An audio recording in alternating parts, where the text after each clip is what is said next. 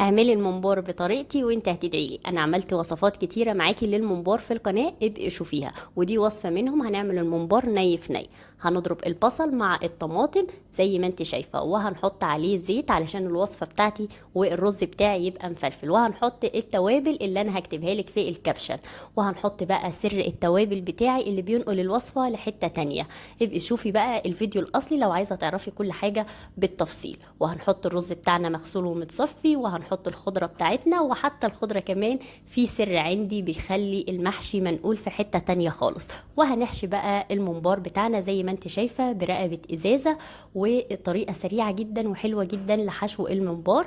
ابقي بقى اقري الكابشن كويس جدا، او ارجعي للقناة وشوفي الفيديو الاصلي بكل تفصيلة. هنيجي بقى نسلق الممبار بتاعنا، لازم المية تكون بتغلي، وهنحط الممبار يتسلق لمدة 35 دقيقة، وهيطلع معاكي زي ما انت شايفة كده احمر وزي العسل، وطعمه كمان حلو جدا.